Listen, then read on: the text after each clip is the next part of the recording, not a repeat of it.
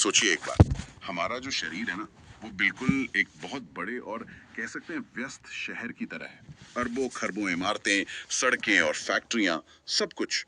और इस पूरे शहर को बनाने वाली जो हर एक ईंट है, वो है कोशिका। आज हम इसी छोटे से सूक्ष्म शहर के अंदर एक सफर पर निकल रहे हैं। और ये कोई मतलब ऐसी वैसी सैर नहीं होगी। हमारे पास कुछ बहुत ही दिलचस्प विजुअल नोट्स हैं। ये एक तरह से इस शहर का ब्लूप्रिंट भी है और गाइड बुक भी।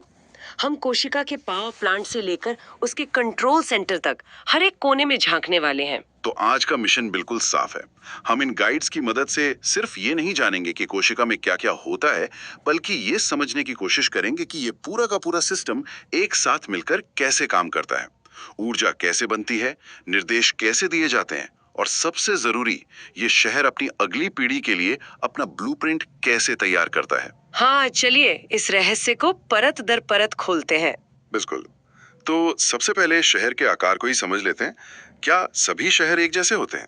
नहीं, यही से तो कहानी दिलचस्प हो जाती है। हमारे नोट्स में जो पहली तस्वीर है, वो है दुनिया की सबसे छोटी कोशिका, माइकोप्लाज्मा की। अच्छा, जिसे देखने के लिए माइक्रोस्कोप चाहिए। बिल्कुल। और ठीक उसके बगल में है दुनिया की सबसे बड़ी कोशिका, शुतुरमुर्ग का अंडा, जिसे हम अपनी आंखों से देख सकते हैं। मतलब आकार में जमीन आसमान का फर्क है। सही कहा। और इसी में एक और उदाहरण है, मानव शरीर की सबसे लंबी कोशिका का, तंत्रिका कोशिका, जिसे हम न्यूरॉन कहते हैं। ये धागे जैसी कोशिकाएं हमारे पूरे शरीर में फैली हैं। कुछ तो 1 मीटर तक लंबी हो सकती हैं। एक तरह से हमारे शरीर का कम्युनिकेशन नेटवर्क है ये। लेकिन इन न्यूरॉन्स के बारे में एक बहुत मतलब चौंकाने वाली बात है। हमारे नोट्स में लिखा है कि इनमें कोशिका विभाजन नहीं होता। इसका क्या मतलब हुआ? इसका सीधा मतलब ये है कि जन्म के समय हमें जो न्यूरॉन्स मिल गए, वो जीवन भर हमारे साथ रहते हैं। अगर वे नष्ट हो जाए तो उनकी जगह नए न्यूरॉन्स नहीं बनते। ये एक तरह से प्रकृति का एक बहुत बड़ा दाव है। इसीलिए शायद ये कहा जाता है कि सर पर लगी चोट इतनी खतरनाक हो सकती है, क्योंकि अगर दिमाग की कोशिकाएं मर गईं, तो वो हमेशा के लिए गईं। ये तो वाकई एक गंभीर बात है। बिल्कुल। तो अब जब हमने शहर का एक बाहरी नजारा ले लिया है, तो चलिए इसकी दीवारों और दरवाजों को समझते हैं। हर शहर की एक सीमा होती है, एक बाउंड्री। पौधों की कोशिकाओं में ये बाउंड्री दोहरी होती है। सबसे बाहरी दीवार है कोशिका भित्ति यानी सेल वॉल, जो सेल्यूलोज की बनी होती है। आप इसे एक मजबूत कंक्रीट की दीवार की तरह समझ सकते हैं, जो पौधे को एक ढांचा और सुरक्षा देती है। अच्छा, तभी पेड़ पौधे इतने मजबूत होते हैं और मौसम की मार भी झेल जाते हैं। लेकिन हम जानवरों में तो ये दीवार नहीं होती है ना। स्मार्ट बाउंड्री होती है कोशिका झिल्ली या सेल मेम्ब्रेन। ये कंक्रीट की दीवार नहीं, बल्कि शहर का एक बहुत ही चौकस सुरक्षा गार्ड या द्वारपाल है। अच्छा। हाँ, यही तय करता है कि कौन से जरूरी अणु अंदर आएंगे और कौन से बेकार पदार्थ बाहर जाएंगे। ये बहुत ही सेलेक्टिव है। और यहाँ एक एग्जाम अलर्ट भी दिख रहा है मुझे। कवक यानी फंगस, जो दिखने में पौधे जैसा लगता है, उसकी कोशिका भित्ति सेल्यूलोज की नहीं बल्कि काइटिन नाम के पदार्थ की बनी होती है। बिल्कुल। ये एक छोटा सा फर्क है, पर बहुत महत्वपूर्ण है। तो अब हम सुरक्षा घाट को पार कर चुके हैं, शहर के अंदर चलते हैं। हाँ, अंदर आपको एक गाढ़ा जेली जैसा तरल पदार्थ दिखेगा। ये है जीव द्रव्य या प्रोटोप्लाज्म। ये इस शहर की जमीन और हवा सब कुछ है। इसी में शहर के सारे विभाग यानी कोशिका के अंग तैर रहे होते हैं। इसे जीवन का भौतिक आधार भी कहते हैं। ये सबसे पहले क्या चाहिए? मेरा ख्याल है बिजली। तो कोशिका का पावर हाउस कहाँ है? वो है माइटोकॉन्ड्रिया। ये कोशिका का 2400 घंटे चलने वाला पावर प्लांट है।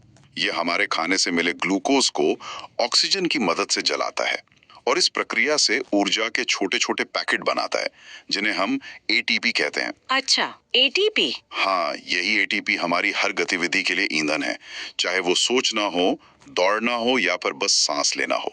इन विजुअल्स में माइटोकॉन्ड्रिया के अंदर ये जो घुमावदार परतें दिख रही हैं, ये क्या है? ये सीधी क्यों नहीं होती? ये बहुत अच्छा सवाल है। इन्हें क्रिस्टी कहते हैं। इनके घुमावदार होने से सतह का क्षेत्रफल बढ़ जाता है, ताकि ज्यादा जगह मिले। बिल्कुल, जिससे ऊर्जा बनाने वाली केमिकल रिएक्शन के लिए ज्यादा जगह मिलती है। ये डिजाइन में एफिशिएंसी का एक बेहतरीन उदाहरण है। कम जगह में ज्यादा काम। विज्ञान की भाषा में इस पूरी ऊर्जा बनाने की प्रक्रिया को क्रेब्स चक्र कहते हैं। वाह, मतलब प्रकृति ने हर चीज बहुत सोच समझकर डिजाइन की है। अब ऊर्जा तो बन गई, लेकिन शहर में इमारतें, सड़कें और मशीनें भी तो बननी हैं। उसके लिए फैक्ट्री कहाँ है? उसके लिए हमें शहर के रोड नेटवर्क को देखना होगा, जिसे एंडोप्लाज्मिक रेटिकुलम या ईआर कहते हैं। ये सड़कों और सुरंगों का एक जाल है जो पूरी कोशिका में फैला हुआ है। ये न सिर्फ कोशिका को अंदर से एक ढांचा देता है, बल्कि सामान बनाने और उसे भेजने का रास्ता भी तैयार करता है। और हमारे नोट्स में इसके दो प्रकार बताए गए हैं, स्मूथ ईआर और रफ ईआर। ये नाम तो बड़े सीधे हैं, पर इनके काम में इतना फर्क क्यों है? एक के रफ या खुरदुरा होने से ऐसा क्या बदल जाता है? ये रफ इसलिए है क्योंकि इसकी सतह पर बहुत छोटी छोटी मशीनें या आप कह सकते हैं कि 3D प्रिंटर चिपके होते हैं। अच्छा, इन्हीं को राइबोसोम कहते हैं और यही राइबोसोम असल में कोशिका की प्रोटीन की फैक्ट्री है। ये डीएनए से मिले निर्देशों के आधार पर प्रोटीन बनाते हैं जो हमारे शरीर के असली वर्कर्स हैं। ठीक है, तो कोशिका का सबसे छोटा हिस्सा राइबोसोम ही सबसे जरूरी काम कर रहा है। ये दिखाता है कि प्रकृति में आकार नहीं, काम मायने रखता है। तो स्मूथ ईआर क्या करता है फिर? स्मूथ ईआर पर राइबोसोम नहीं होते, इसलिए वो प्रोटीन नहीं बनाता।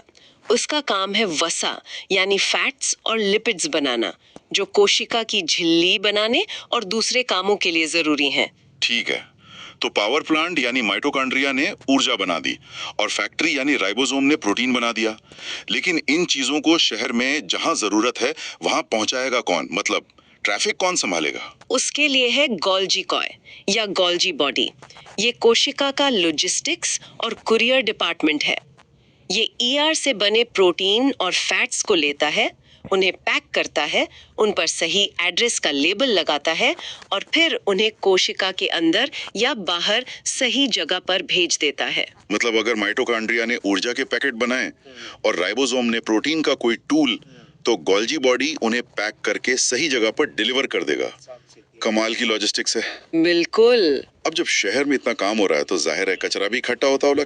वेस्ट मैनेजमेंट का क्या सिस्टम है? उसके लिए है लाइसोसोम और इसका एक बहुत ही नाटकीय नाम है आत्महत्या की थैली। आत्महत्या की थैली? अरे ये नाम तो बड़ा डरावना लगता है, ऐसा क्यों? हाँ, ये सुनने में जरूर डरावना है, लेकिन असल में ये कोशिका का एक जरूरी सुरक्षा तंत्र है। सोचिए, ये कोशिका का वेस्ट मैनेजमेंट और डेमोलिशन डिपार्टमेंट एक ही है। इसके अंदर बहुत तेज पाचक रस या कहीं केमिकल होते हैं, जिन्हें वैज्ञानिक भाषा में हाइड्रोलिटिक एंजाइम कहते हैं। अच्छा, इसका रोज का काम है टूटे फूटे अंगों को और बाहर से आए कचरे को पचाकर साफ करना। तो फिर आत्महत्या वाली बात कहाँ से आई? अगर कोशिका में कोई बड़ी गड़बड़ हो जाए, जैसे कोई इन्फेक्शन जिसे ठीक नहीं किया जा सकता, या कोशिका बहुत पुरानी हो जाए, तो ये डिपार्टमेंट एक सेल्फ डिस्ट्रक्ट बटन दबा देता है। ये खुद फटकर अपने सारे पाचक एंजाइम बाहर निकाल देता है और पूरी कोशिका को अंदर से खत्म कर देता है, ताकि इन्फेक्शन या बीमारी आगे ना फैले। तो ये एक तरह का आत्म बलिदान है ताकि बाकी शरीर सुरक्षित रहे। बिल्कुल। ये तो बहुत ही दिलचस्प है।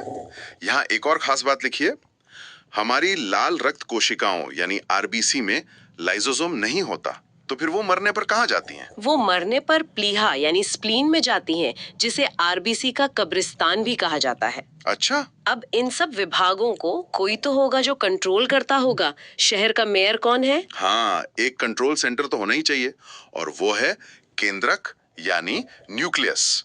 ये कोशिका का दिमाग है, सिटी हॉल है। यही से पूरी कोशिका को निर्देश मिलते हैं कि किसे क्या काम करना है, कब करना है और कितना करना है। बिल्कुल। और इसी सिटी हॉल के अंदर शहर का सबसे कीमती खजाना रखा है। शहर का पूरा ब्लूप्रिंट, हमारा डीएनए, जिसके बारे में हम आगे विस्तार से बात करेंगे। ये तो हुई उस शहर की बात जो हम इंसानों और जानवरों में पाया जाता है, लेकिन पौधों का जीवन हमसे बहुत अलग है। उन्हें एक ही जगह खड़े रहकर धूप से अपना भोजन बनाना होता है और मौसम की मार भी झेलनी होती है। जाहिर है उनके शहर यानी कोशिकाओं की बनावट में भी कुछ खास अंतर होंगे, है ना? आपने बिल्कुल सही पकड़ा। पौधों की कोशिकाओं में कुछ ऐसे विभाग हैं जो हमारी कोशिकाओं में नहीं होते। सबसे महत्वपूर्ण है लवक यानी प्लास्टिड। अच्छा, ये केवल पौधों में पाया जाता है और ये 3 तरह का होता है। पहला तो शायद सबको पता होगा, क्लोरोप्लास्ट। यही वो जगह है जहां पौधे धूप, पानी और हवा से अपना भोजन बनाते हैं। इसी की वजह से पत्तियां हरी दिखती हैं। सही, ये पौधे का अपना किचन है। दूसरा है ल्यूकोप्लास्ट, जो इस बने हुए भोजन को स्टोर करता है। जैसे आलू में स्टार्च, ये पौधे का गोदाम है। और तीसरा? और तीसरा है क्रोमोप्लास्ट, जो पौधे को रंग देता है, जैसे फूलों का पीला या नारंगी रंग या टमाटर का लाल रंग। हमारे नोट्स में यहाँ फिर एक एग्जाम अलर्ट है। टमाटर का लाल रंग लाइकोपेन नाम के क्रोमोप्लास्ट की वजह से होता है। तो अब अगर हम जंतु और पादप कोशिका की तुलना करें तो मुख्य अंतर साफ है। पादप कोशिका में एक मजबूत कोशिका भित्ति होती है और अपना भोजन बनाने और स्टोर करने के लिए लवक होते हैं। एक और बहुत महत्वपूर्ण अंतर है, जंतु कोशिका का सबसे बड़ा अंग उसका दिमाग यानी केंद्रक होता है, लेकिन एक विकसित पादप कोशिका का सबसे बड़ा अंग उसका लवक या फिर उसकी रसधानी होती है, जहां वो पानी और भोजन जमा करती है। ये बहुत साफ हो गया। अब चलते हैं कोशिका के कंट्रोल सेंटर यानी केंद्रक के अंदर, जहां शहर का सबसे बड़ा रहस्य छिपा है, उसका ब्लूप्रिंट डीएनए। बिल्कुल, डीएनए यानी डीऑक्सीराइबोन्यूक्लिक एसिड। ये एक दोहरी घुमावदार सीढ़ी जैसी संरचना है, जिसे डबल हेलिक्स कहते हैं। सोचिए, ये जीवन की एक ऐसी किताब है जिसमें सिर्फ 4 अक्षर हैं, ए, टी, सी और जी। बस 4 अक्षर? हाँ, बस 4। लेकिन इन्हीं 4 अक्षरों को अलग-अलग क्रम में लिखकर प्रकृति ने हाथी से लेकर इंसान तक हर जीव की पूरी कहानी लिख दी है। और इस कहानी को लिखने का एक बहुत सरल नियम है। ए अक्षर हमेशा टी से जुड़ता है और सी हमेशा जी से। बस इसी नियम पर पूरी आनुवांशिक जानकारी टिकी है। लेकिन ये तो हो गया मास्टर ब्लूप्रिंट, जो केंद्रक के अंदर सुरक्षित रखा है। फैक्ट्री में काम कर रहे राइबोसोम तक निर्देश कैसे पहुंचते हैं? बहुत अच्छा सवाल है।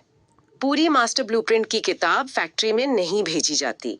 उसकी जगह जिस पन्ने पर जरूरी निर्देश लिखा है, उसकी एक फोटोकॉपी बनाई जाती है। अच्छा। ये फोटोकॉपी है आरएनए। आरएनए केंद्रक से निर्देश लेकर राइबोसोम तक जाता है और बताता है कि कौन सा प्रोटीन बनाना है। यहाँ एक बहुत महत्वपूर्ण चार्ट है, जिसे जीवन का केंद्रीय सिद्धांत या द सेंट्रल डॉगमा कहा गया है। यह देखने में थोड़ा जटिल लग रहा है, पर इसका कॉन्सेप्ट बहुत सीधा है। ये जेनेटिक जानकारी के प्रवाह को दिखाता है। जब कोशिका को विभाजित होना होता है, तो वो अपने पूरे डीएनए ब्लूप्रिंट की एक कॉपी बनाती है। इस प्रक्रिया को रेप्लिकेशन कहते हैं। ठीक है, रेप्लिकेशन, डीएनए से डीएनए बनना। हाँ, और जब किसी प्रोटीन को बनाने के लिए निर्देश भेजना होता है, तो डीएनए से आरएनए की फोटोकॉपी बनती है। इसे ट्रांसक्रिप्शन कहते हैं। और सबसे आखिर में जब राइबोसोम उस आरएनए फोटोकॉपी को पढ़कर प्रोटीन बनाता है, तो उस प्रक्रिया को ट्रांसलेशन कहते हैं। रेप्लिकेशन, ट्रांसक्रिप्शन, ट्रांसलेशन, ये जानकारी के बहने का एक तरफा रास्ता है। अब ये इतना लंबा डीएनए का धागा केंद्रक जैसी छोटी सी जगह में पैक कैसे होता है? इसे बहुत ही कुशलता से पैक किया जाता है। डीएनए का धागा प्रोटीन के चारों ओर लिपटकर एक मोटी संरचना बनाता है, जिसे क्रोमोसोम कहते हैं। मनुष्य की हर कोशिका में ऐसे 46 क्रोमोसोम होते हैं, जो 23 जोड़ों में होते हैं।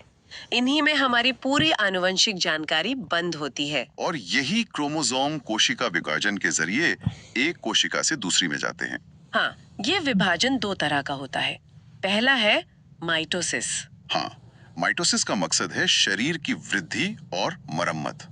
जब हमें चोट लगती है और घाव भरता है, तो वहां माइटोसिस हो रहा होता है। इसमें एक कोशिका विभाजित होकर बिल्कुल अपनी जैसी 2 कोशिकाएं बनाती है और दोनों में 46 क्रोमोसोम ही रहते हैं। ये एक तरह से फोटोकॉपी करने जैसा है। और दूसरा विभाजन है मायोसिस, जो अर्धसूत्री विभाजन कहलाता है। ये अलग क्यों है? ये केवल जनन कोशिकाओं में होता है, यानी स्पर्म और ओवम बनाने के लिए। इसका मकसद है अगली पीढ़ी बनाना। इसमें एक कोशिका से 4 कोशिकाएं बनती हैं और हर कोशिका में क्रोमोसोम की संख्या आधी, यानी सिर्फ 23 रह जाती है। आधी क्यों हो जाती है? ताकि जब पिता से आया स्पर्म, जिसमें 23 क्रोमोसोम है, और माँ से आया ओवम, जिसमें भी 23 है, वो मिले तो बच्चे में फिर से 46 क्रोमोसोम हो जाएं। अच्छा, ये बात है। हाँ, और इसी मायोसिस के दौरान माता और पिता के क्रोमोसोम के बीच कुछ हिस्सों की अदला बदली होती है, जिसे क्रॉसिंग ओवर कहते हैं। इसी वजह से बच्चे अपने माता पिता की हूबहू कॉपी नहीं होते। उनमें दोनों का एक अनूठा मिश्रण होता है। लेकिन क्या हो अगर इस विभाजन के दौरान क्रोमोसोम की नकल बनाने में कोई गड़बड़ी हो जाए? अगर किसी कोशिका में 46 की जगह 45 या 47 क्रोमोसोम पहुंच जाएं, जब ब्लूप्रिंट की कॉपी करने में ऐसी कोई गलती होती है तो उसे सिंड्रोम कहते हैं। क्रोमोसोम की संख्या में एक छोटा सा बदलाव भी शरीर के विकास पर बहुत बड़ा असर डाल सकता है। जैसा कि इन चार्ट्स में दिखाया गया है, टर्नर सिंड्रोम में एक क्रोमोसोम कम हो जाता है, यानी 45 रह जाते हैं, और ये केवल महिलाओं में होता है। बिल्कुल। और दूसरी तरफ डाउन सिंड्रोम, क्लाइनफेल्टर सिंड्रोम और पटाउ सिंड्रोम में एक क्रोमोसोम बढ़ जाता है, यानी 47 हो जाते हैं। ये हमें दिखाता है कि हमारा जेनेटिक कोड कितना नाजुक और सटीक है। सिर्फ एक क्रोमोसोम का कम या ज्यादा होना पूरे शरीर की बनावट और कामकाज को बदल देता है। कि उस विशाल निर्देश पुस्तिका को समझा जो पीढ़ी दर पीढ़ी आगे बढ़ती है। हमने देखा कि कैसे डीएनए के सिर्फ 4 अक्षर ए, टी, सी और जी जीवन की पूरी कहानी लिखते हैं, जो क्रोमोसोम में बेहद सलीके से पैक होती है और कोशिका विभाजन के माध्यम से आगे बढ़ती है। ये वाकई प्रकृति का एक चमत्कार है। स्रोत में एक चार्ट था जिसमें दिखाएगा कि मनुष्य में 46 क्रोमोसोम होते हैं और हमारे सबसे करीबी रिश्तेदार चिंपांजी में 48 होते हैं। सिर्फ 2 क्रोमोसोम का अंतर। सोचिए, ब्लूप्रिंट में इतना छोटा सा बदलाव 2 प्रजातियों के बीच इतना बड़ा फर्क पैदा कर देता है। ये सोचने पर मजबूर करता है कि हमारे अपने डीएनए के कोड में छिपे छोटे छोटे अनजाने बदलाव हमारी क्षमताओं, हमारी बीमारियों और हमारी विविधता के बारे में और कितने राज खोल सकते हैं, जिन्हें हम अभी समझना शुरू ही कर रहे हैं।